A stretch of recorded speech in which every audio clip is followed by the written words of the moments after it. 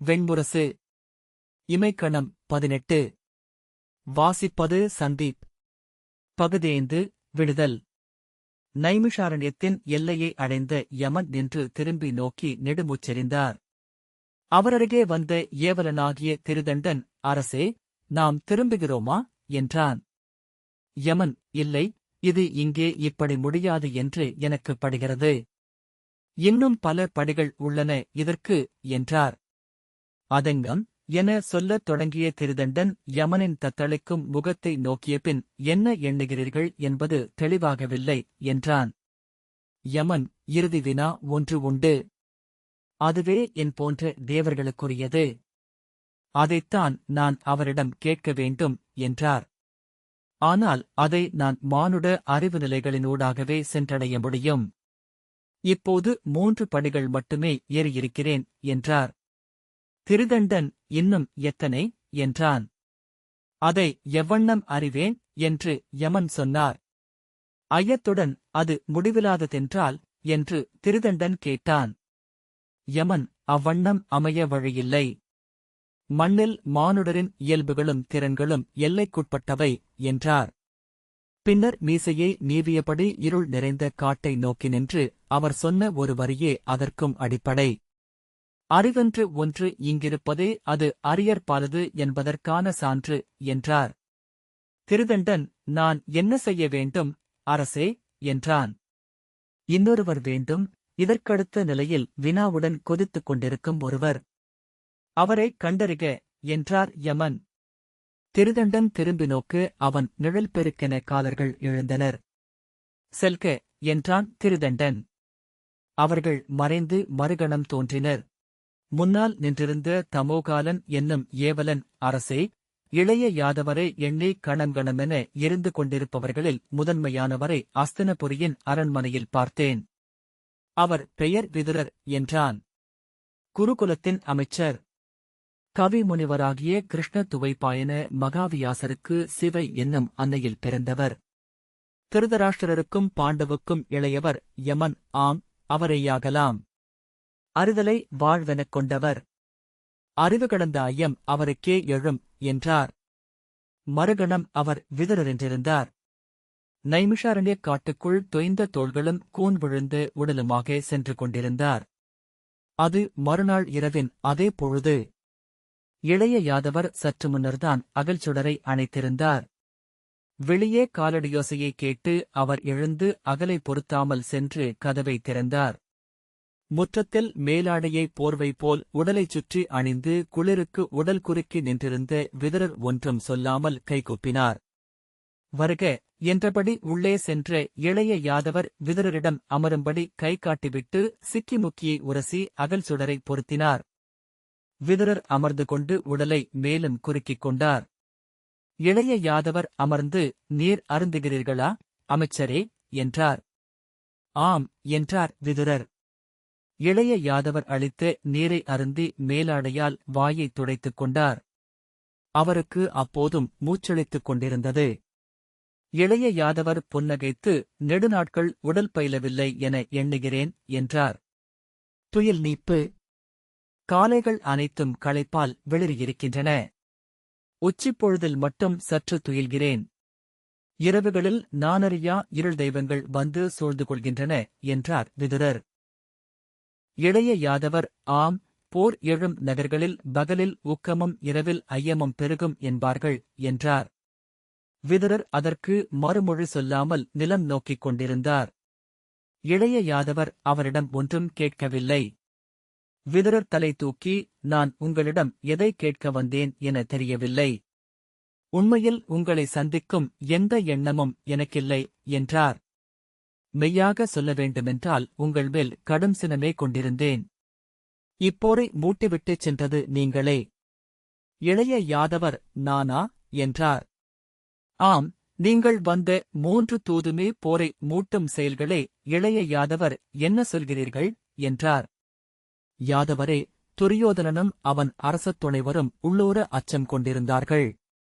போருக்கெழும் ஒவ்வொருவரும் எதிரியின் ஆற்றலை அறிய முயல்கிறார்கள். அதற்கென உளங்கூர்கிறார்கள். கூர்ந்து நோக்கும் எதுவும் ஒரு பெருகும். எதிரியின் ஆற்றலை பெருக்கியே மதிப்பிடுவார்கள். ஒருவரோடொருவர் பேசப் பேச பெருகும் அது. பேச்சை நிறுத்தி எண்ணத் தொடங்குகையில் மேலும் பெருகும். அச்சமும் ஐயமும் இல்லாமல் களம் செல்லும் எவருமில்லை என்று விதுரர் சொன்னார். அவர்கள் தங்கள் ஆற்றல் குறித்து ஐயம் கொண்டிருந்தனர். ஏனென்றால் கௌரவர்களின் பெரும் படைத்தலைவர்கள் அதுவரை ஒன்றென நின்று பொருதியதே இல்லை. பாண்டவர்களைப் பற்றி அச்சம் கொண்டிருந்தனர். ஏனென்றால் அவர்களை எவரும் எப்போதும் வென்றதே இல்லை. அனைத்தையும் விட அவர்கள் உங்களைப் பற்றி திகைப்பே கொண்டிருந்தனர். எவரென்று எவராலும் வகுக்கப்படாத பேரொருவர் நீங்கள். அனைத்தையும் அழைத்தது உங்கள் தூது. போர்முனை ஒருங்கிய பின் தூது வருவது ஆற்றலின்மையைக் காட்டுகிறது. நிலம் கோரி இறந்து நிற்பது அச்சம் என பொருள் கொள்கிறது. நீங்கள் தூது வந்ததே துரியோதனனை தடுக்க வைத்தது என்று விதுரர் தொடர்ந்தார். மீண்டும் தூது வந்தபோது மேலும் ஆணவம் கொண்டான். இன்று இப்போரில் யானை நாணல் காட்டிலெனதான் நுழைந்து அப்பால் செல்வோம் என நம்பிக்கொண்டிருக்கிறான். போர் ஒழிவதற்கான அனைத்து வாய்ப்புகளும் முற்றாக மூடப்பட்டுவிட்டன. இளைய யாதவர் பேசாமல் பார்த்துக் கொண்டிருந்தார். ஆனால் போர் அவ்வண்ணம் எளிதில் முடியாது. பேரழிவே என்றும். பிறந்த கணமே நிமித்திகர் உரைத்தனர் வீமன் குலாந்தகன் என்று. அர்ஜுனன் லட்சம் பேரை கொல்லும் வில் கொண்ட சவ்யசாசி என்று. அது நிகழும். அவர்களை எவராலும் வெல்லவியலாது என்றார் விதுரர். ஒருவேளை பாண்டவர்கள் இவர்களை முற்றழிக்க சற்றே தயங்கியிருக்கக்கூடும். அத்தயக்கத்தையும் இல்லாமலாக்கியது உங்கள் தூது. ஊசிமுனை நிலங்கூட மறுக்கப்பட்டதென்பதே பாண்டவர்கள் எந்த எல்லைக்கும் செல்லலாம் என்னும் உரிமையை அளிக்கிறது. அவர்கள் எது செய்தாலும் எதிர்காலத்தின் விழிகளில் சரி என்றாக்குகிறது. அவர்களைக் கட்டியிருக்கும் அனைத்து சரடுகளிலிருந்தும் விடுவித்துவிட்டீர்கள் யாதவரே. இப்போரை மிகச் சரியாக கொண்டு சென்று குருஷேத்திரத்தில் நிறுத்திவிட்டீர்கள் என்றார் விதுரர். இளைய யாதவர் மாறா புன்னகை கொண்டு முகத்துடன் பாவையென அமைந்திருந்தார். விதுரர், நீங்கள் எண்ணுவதென்ன? இந்நிலத்தில் ஒரு குருதிப்பெருக்கை உருவாக்கி எதை அடையப் போகிறீர்கள்? விண்ணளந்த பேரொருவனின் மண்வடிவம் நீங்கள் என்று உங்களை சொல்கிறார்கள் எளியோர், அறிவிலா பெண்டிர், அறிவுமயங்கிய சூதர். ஆனால் அவர்கள் எப்போதும் அறிவறியாத ஒன்றை அறிபவர்கள். மெய்யாகவே நீங்கள் அவர்தானா? கோடித்தலையை குருதிபலியாகப் பெற்று விண்மீள வந்த தெய்வமா? அறியேன். ஆனால் நீங்கள் மண்ணுக்கு நலம் பயக்கவில்லை. அழிவை நோக்கி கொண்டு செல்கிறீர்கள் என்றார். உங்கள் குலத்தை உங்கள் கைகளாலேயே முற்றழிக்கவிருக்கிறீர்கள். உங்களை தந்தையெனக் கொண்டு வளர்ந்த மைந்தர்கள் பல்லாயிரவர் களத்தில் தலையுருள குருது சிதறி விழப்போகிறார்கள்.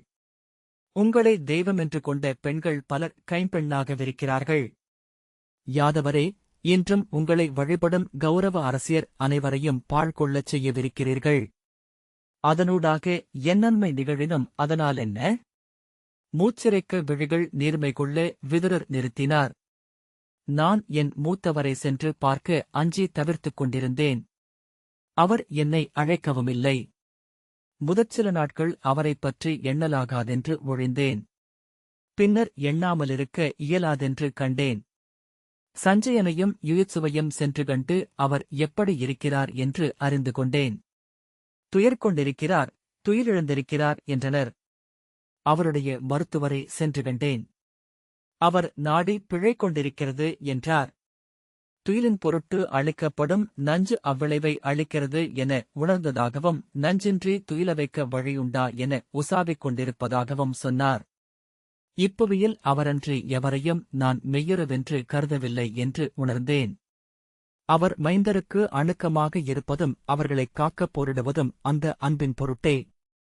நாளெல்லாம் அவரைப் பற்றி எண்ணிக்கொண்டிருப்பதை உணர்ந்து தன்னிரக்கம் கொண்டேன். அவருக்காகவே வாழ்ந்திருக்கிறேன். இறுதியில் அவரை முழுமையாகவே கைவிட்டுவிட்டு திறனற்றவனாக அமர்ந்திருக்கிறேன். என் கல்வி, நுண்ணறிவு, நல்லியல்பு எதுவும் அவருக்கு பயனளிக்கவில்லை. ஒருநாள் உளமுருகி அழத் தொடங்கினேன். எண்ணி எண்ணி அவரைப் பற்றிய என் நெகிழ்வைப் பெருக்கி விழிநீர் ஒழிந்தபின் மீண்டேன். அந்த நீழ்துயரிலிருந்து விடுபடுவதற்கு ஒரே வழி அவரைச் சென்று பார்ப்பதே என்று தோன்றியது. மறு எண்ணமில்லாமல் அப்போதே கிளம்பி புஷ்பகோஷ்டத்திற்கு சென்றேன். வாயிலில் அமர்ந்திருந்த சங்குலன் எந்த மாறுதலுமில்லாமல் அப்படியே இருந்தான்.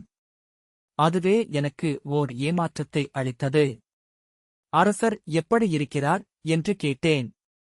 அவன் தன் தந்தை விப்ரரைப் போலவே சொல் குறைந்தவன், விழி சந்திக்காத நோக்கு கொண்டவன். அவையமர்ந்திருக்கிறார் என்றான். உள்ளே சென்றபோது மூத்தவர் யுயுத்சுவுடன் நாட்களமாடிக் கொண்டிருந்தார். அவர் அருகே சஞ்சயன் அமர்ந்திருந்தான். யுயுத்சு களம் நோக்கி குனிந்திருக்க சஞ்சயன் யுயுத்சுவின் காய்நீக்கங்களை மெல்லிய குரலில் சொல்லிக் கொண்டிருந்தான். என் காலடியோசை கேட்டதும் கையில் எடுத்த காயுடன் அவர் செவிதிருப்பினார். நான் அருகே சென்று, மூத்தவரே, வணங்குகிறேன் என்றேன். நலமாக இருக்கிறாயா? நீ வந்து நீநாள் ஆகிறது என்றபின் காயை நீக்கி நீ விளையாடு, மைந்தா என்றார். யுயுத்சு என்னை நோக்கிக் கொண்டிருந்தான். நான் விழிகாட்டியதும் இளைய தந்தை தங்களிடம் பேச விழைகிறார் போலும். நான் ஏவலரிடம் சற்று சொல்லாடி வருகிறேன் என்று எழுந்து சென்றான். அவர் என்னிடம் என்ன சொல்லவிருக்கிறாய் என்றார். நான் அவைக்குச் சென்று நெடுநாட்களாகின்றது என்றேன். ஆம், அதை அறிந்தேன். படைக்கூட்டுக்கு ஜெயத்ரதனையும் அரசர்களுடன் பேசுவதற்கு பூரிசிரவசையும் அவை நிகழ்த்துவதற்கு சலியரையும் அரசன் அமைத்திருப்பதாக சொன்னார்கள் என்று அவர் எந்த உணர்வுமின்றி சொன்னார். ஆம், என்னால் அதிலெல்லாம் ஈடுபட இயலாது என்றேன். என் குரலில் ஒலித்த எரிச்சல் எவர்மேல் என தெரியவில்லை. ஆம், உன்னால் இயலாது என்றபின் மூத்தவர் சஞ்சயனிடம் நமக்கு அரசனின் செய்தி ஏதாவது வந்ததா என்றார். இல்லை என்றான் சஞ்சயன். என் ஏமாற்றமும் எரிச்சலும் மிகுந்தபடியே சென்றன. பாண்டவர்களின் படைக்கூட்டம் நிகரென எழுந்து கொண்டிருக்கிறது. அவர்கள் வெல்லப்பட இயலாதவர் என்பதனாலேயே அவர்களுக்கும் அரசத் துணைகள் அமைந்து கொண்டிருக்கின்றன. நிஷாதரும் கிராதரும் அரக்கரும் அசுரரும் தங்கள் நெடுநாள் வஞ்சங்களுடன் அவர்களுடன் சேர்ந்து கொண்டிருக்கிறார்கள் என்றேன். ஆம், இயல்புதான் என்றார். உரத்த குரலில் பேரழிவு அணுகிக் கொண்டிருக்கிறது அரசே என்றேன். நம்மால் என்ன செய்ய இயலும்? நம்மை மீறிச் செல்கின்றன அனைத்தும் என்றார் மூத்தவர். திரும்பி யுயுத்சு எங்கே என சஞ்சயனிடம் கேட்டார். அவர் ஏவலரை பார்க்கச் சென்றார். அரசே என்றான் சஞ்சயன். அவனிடம் என் உணவை எடுத்து வைக்கும்படி சொல் என்றபின் என்னிடம் நீ என்னுடன் உணவருந்துகிறாயா என்றார்.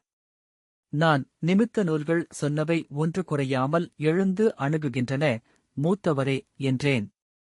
அவரிடம் எந்த உணர்வு மாற்றமும் தெரியவில்லை.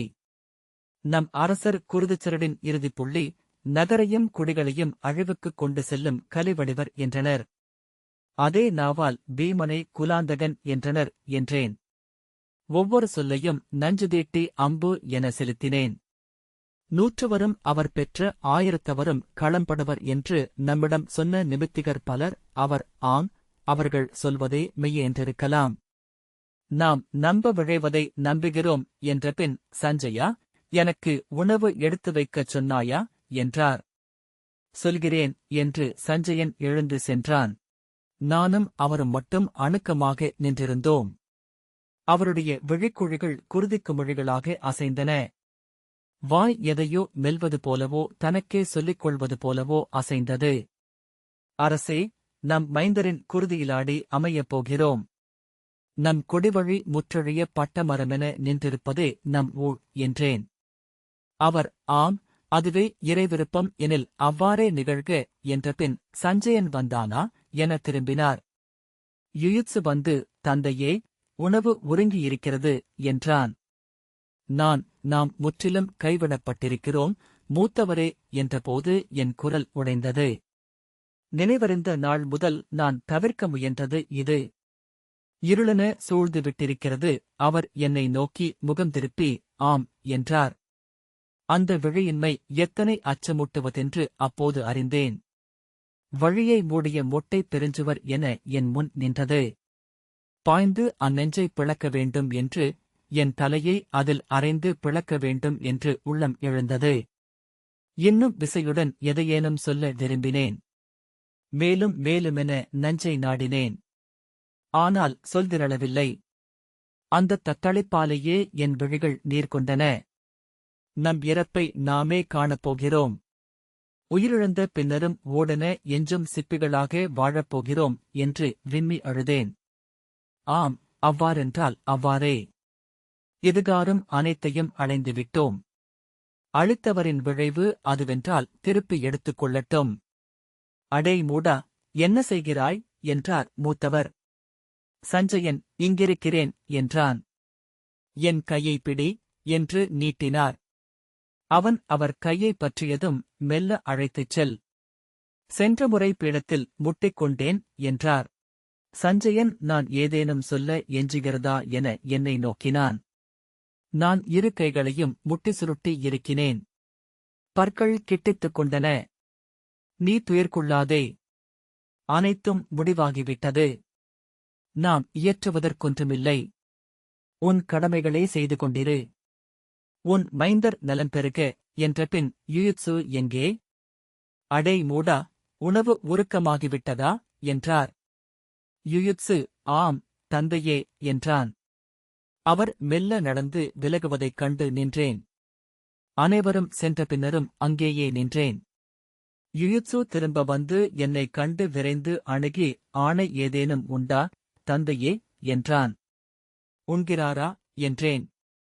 ஆம் என்றான். பொழுதாகவில்லையே என்றேன். தயங்கி, பசிக்கையில் உண்கிறார் என்றான். இப்போதெல்லாம் பசி மிகுந்துள்ளது என எண்ணுகிறேன். உடல் முன்னைவிட பெருத்திருக்கிறது என்றேன். அவன் ஒன்றும் சொல்லவில்லை. பற்களைக் கடித்து மைந்தர் நெஞ்சு பிளந்து கிடக்கும்போது அக்குருதியை அள்ளி சோற்றிலிட்டு உருட்டி அளித்தாலும் உண்பார். விழியின்மை என்பது ஒரு உடல்நிலை அல்ல என்றேன். யுயுத்சுவின் முகம் இறுகியிருந்தது. மேலும் ஏதோ சொல்ல வாய் எடுத்தபின் திரும்பி வெளியே சென்றேன். வழிமூடியது போல் நின்ற சங்குலனிடம், விலகு மூடா. இது என்ன யமபுரியா, பிணத்தை வைத்து வாயிலை மூடுவதற்கு என்றபின் வெளியே சென்றேன். வெளியே நின்றிருந்த ஏவலனிடம், தேர் ஒருங்குக. தேர் சித்தமாக இல்லையேல் உன்னை கழுவேற்றுவேன் என்றேன். என் உடல் பதறிக்கொண்டே இருந்தது. கால்கள் தளர அவ்வப்போது நின்றேன். பின்னர் முற்றத்திற்கு வந்து தேரிலேறிக்கொண்டேன். எங்கே என்று கேட்ட பாகனிடம், செல்க என்று மட்டும் சொன்னேன். இல்லத்திற்கு மீளவே தோன்றியது. ஆனால் அங்கே சென்று அமர முடியாது என்றும் தோன்றியது. பல நாட்களாக நான் பகல் முழுக்க தொன்மையான போர்ச்சுவடிகளை எடுத்து படித்துக் கொண்டிருந்தேன். ஒவ்வொரு சூழ்க்கையும் என்னென்ன அழிவுகளை உருவாக்கும் என்று நோக்கினேன். எதையெல்லாம் இரு சாராரும் அமைக்கக்கூடும் என்று கணித்தேன். என் உள்ளத்தில் மீள மீள போரை நிகழ்த்தி நோக்கிக் கொண்டிருந்தேன். மீண்டும் என் சுவடிகளுக்குச் செல்ல என்னால் இயலாதென்று தோன்றியது. கோட்டை முகப்புக்கு என்றேன். தேர் சீரான சகட ஒலியுடன் சென்று கொண்டிருந்தது. அந்த ஒலியின் தாளம் என்னை சற்றே அமைதிப்படுத்தியது. நகரம் இரைவீசப்பட்டு மீன்குளம் என கொப்பளித்துக் கொண்டிருந்தது. வீரர்கள் களிவெறி கொண்டவர்களாக குதிரைகளில் அங்குமிங்கும் ஓடிக்கொண்டிருந்தனர். பெண்கள் அவர்களை நகையாடி மலர்களையும் பழங்களையும் எடுத்து வீசி கூச்சலிட்டனர். புறவிகளின் பின்னால் சிறுவர்கள் கூவியபடி ஓடினர். எங்கும் விழவு கொண்டாட்டம். மலர் சூடியிருந்தனர் குலமகளிர். அத்தனை கொடிகளும் புதிய துணிகளால் வண்ணம் பொலிந்தன. கோட்டைகளும் காவல் நிலைகளும் புதுச்சுண்ணமும் காவியும் பூசப்பட்டிருந்தன. நகரில் கள்ளருந்தாதவர் சிலரே என்று தோன்றியது. அப்பால் வாழ்த்தொலியும் குரவையோசையும் முழவும் கொம்போசையுடன் இணைந்து ஒலித்தன. யாரது என்றேன். கணிகர் என்று பாகன் சொன்னான். தேரை விலக்கி நிறுத்துக என்றேன். ஒரு சிறு சாலை பிரிவில் தேர் நின்றது. தேனீக் கூட்டம் ஒன்று ரீங்கரித்தபடி செல்வது போல ஒரு திரள் சாலையினூடாக நகர்ந்தது. நடுவே கணிகர் சிறுதேர் ஒன்றின் பீடத்தில் அமர்ந்திருந்தார். உடல் நலம் நன்கு தேறியிருந்தது. நிமிர்ந்து அமர்ந்து இருபக்கமும் நோக்கி கைதூக்கி வாழ்த்து சொன்னார். சூழ்ந்திருந்த வீரர்கள் வாழ்த்தொலி எழுப்பினர். ஞானாசிரியர் வாழ்க, மூன்றுணர்ந்தோர் வாழ்க, வெற்றி விதைப்போர் வாழ்க, குருகுலத்து முதல் குரு வாழ்க என்று கூவியபடி மக்கள் இருபுறமும் திரண்டு மலர்களை அள்ளி அவர் மேல் வீசினர். அஸ்தனபுரியின் இன்றைய முதன்மைத் தலைவர் இவரே. பாண்டவர் தரப்பின் இளைய யாதவரை வெல்லும் திறன் இவருக்கு மட்டுமே உண்டு என்கிறார்கள் மக்கள் என்று பாகன் சொன்னான். இளைய யாதவரை மும்முறை அவையில் வென்றார் என்று சூதர் பாடுகிறார்கள். நான் கணிகரையே நோக்கிக் கொண்டிருந்தேன். தன்னில் மகிழ்ந்து திளைத்துக் கொண்டிருந்தார். அவருடைய நகைப்பு மிக அழகானது. இளமைந்தரின் அறியா சிரிப்பு போல. அவர் விழிகளும் இளமைந்தருக்குரியவை. தீமையே உருக்கொண்டவர் என்பதே அவரைப் பற்றிய என் எண்ணம். ஆனால் அத்தகைய அழகு எப்படி அமைந்தது? தீமைக்கு அழகின்மையையும் நன்மைக்கு அழகையும் அளிக்க வேண்டுமென்று முதலில் தோன்றியது எந்த மூடக் கவிஞனுக்கு? கோட்டை முகப்புக்கு சென்றேன். அங்கிருந்த எவரும் என்னை பொருட்படுத்தவில்லை. வழக்கமான முறைமை வணக்கங்கள், வாழ்த்துரைகள். நான் அவர்களின் போருக்கு எதிரானவன் என்று எண்ணுகிறார்கள் என உணர்ந்திருந்தேன். கோட்டை மேல் ஏறி காவல் மாடத்தில் நின்று பார்த்தேன். முரசு புதிய தோல்பரப்புடன் அன்று பிறந்த குழவியின் மெருகுடன் இருந்தது. வெளியே முகமுற்றத்தில் ஒரு காவல்படை முரசும் கொம்பும் முழங்க அணிவகுத்து கடந்து சென்றது. காவலர் தலைவனிடம், இது காந்தாரப்படை அல்லவா என்றேன். ஆம், சுபலரின் தலைமையில் 18 அணிகள் நேற்று வந்தன. மேலும் மேலுமென படைகள் வந்து கொண்டே இருக்கின்றன என்று அவன் சொன்னான். கொசுவை கொல்ல சுத்தியலா என இப்போதே பகடி பேசுகிறார்கள் களிமகன்கள். பாண்டவர்களின் தரப்பில் இருப்பவை பயிலா படைகள். அவர்களை எதிர்க்க இன்றிருக்கும் படைவல்லமையே 2 மடங்குக்கும் மேல். ஒரு நாளில் போர் முடியும். அவர்களில் எஞ்சுபவர்கள் உருப்பொழுந்தவர்கள் மட்டுமாகவே இருப்பார்கள். இன்னும் படை திரட்டுவது நாம் வெல்லுமுறுதி கொண்டிருக்கவில்லை என்பதையே காட்டும் என்றான். அவன் முகத்திலிருந்த நம்பிக்கையைக் கண்டேன். அது சொல்லிச் சொல்லி திரட்டப்பட்டது. நெடுங்காலமாக உருவானதனால் உறுதியாகி பாறை என்றானது. அதற்கெதிரான அனைத்துச் சொற்களுக்கும் அவரிடம் மறுமொழி இருக்கும். ஆம், ஆனால் போர் நிகழும் வரை படை திரண்டு கொண்டே இருக்க வேண்டும் என்பதல்லவா போர் நெறி என்றேன். ஆம், ஆதரவு வந்தபடியே இருப்பது களிப்பூட்டுவதை மறுக்கவியலாது என்றான். குருதி பெருகும் என்று நான் எனக்கே என சொன்னேன். அவன் குருதி தூயது, தெய்வங்களுக்குரியது என்றான். நம் குருதியும் என்றேன். ஆம், நம் குருதியும் நம் மைந்தர் குருதியும். பலியில்லாமல் போர் வெற்றியில்லை என்று அவன் சொன்னான். அவன் முகத்தை நோக்கினேன். அங்கிருந்தது மெய்யான களிப்பு. மேலும் சொல்லெடுக்கத் தோன்றாமல் மேலே நின்றபடி கீழே படைகள் குறுக்கும் மறுக்குமாக அணிகளாக சென்று கொண்டிருப்பதை நோக்கினேன். எண்ணெய் பூச்சு கொண்டு நின்றிருந்த கைவிடு படைகள் கண்ணில் பட்டன. மேலும் பல மடங்கு அம்புகள் விற்களில் பொருத்தப்பட்டு இறுகிக் காத்து நின்றிருந்தன. விற்சகடங்களுக்கு அருகே யானைகள் அசைந்து நின்றன. அங்கிருந்து நோக்கியபோது அந்த முனைகள் ஒவ்வொன்றும் விழி என ஒளிசூடியிருப்பதாக தோன்றியது. வில்வளைவுகள் புன்னகைத்தன. இறங்கி அவற்றின் அருகே சென்றேன். அவற்றின் முனைகளை தொட்டுப் பார்க்க வேண்டும் என்று தோன்றியது. மேலேறிச் செல்ல படிகள் இருந்தன. நான் அணுகியதும் காவலன் குறுகிய ஏணி, அமைச்சரே என்றான். ஆம் என்றபடி அதன் மேல் ஏறினேன். 100 அம்புகள் தொடுக்கப்பட்ட 12 விற்கள் கொண்ட பொறி அது. 100 கூர்முனைகள் வானோக்கி நின்றிருந்தன. வானிலிருந்து வரும் எதிர்காலத்தை நோக்கி. அங்கே முதன்முறையாக வந்ததை நினைவுகூர்ந்தேன். மேலும் ஏறி ஓர் அம்பின் முனையை மெல்ல கையால் தொட்டேன். என் உடல் மெய்ப்பு கொண்டது. விழிகள் நீர்ப்பொடிய எங்கோ ஆழத்தில் விழுந்து கொண்டே இருக்கும் உணர்வை அடைந்தேன்.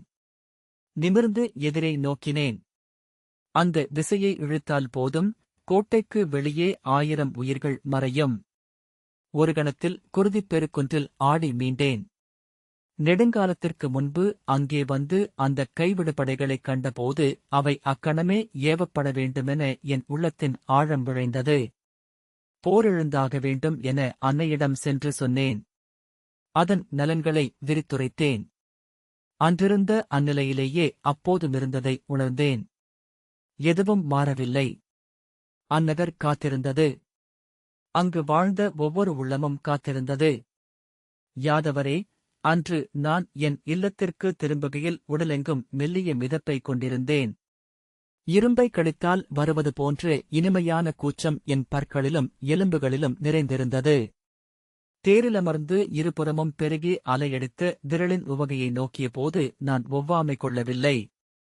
அவர்களுடன் இணைந்து என் அகமம் கொண்டாடிக் கொண்டிருந்தது என்றார் விதுரர். மாளிகைக்குச் சென்று மீண்டும் போர்க்கலை சுவடிகளை எடுத்துக் கொண்டேன். இம்முறை வெறிகொண்ட வீரனாக களத்திலிருந்தேன். அப்போது அறிந்தேன், முன்பும் அவ்வாறுதான் இருந்தேன் என்பதை.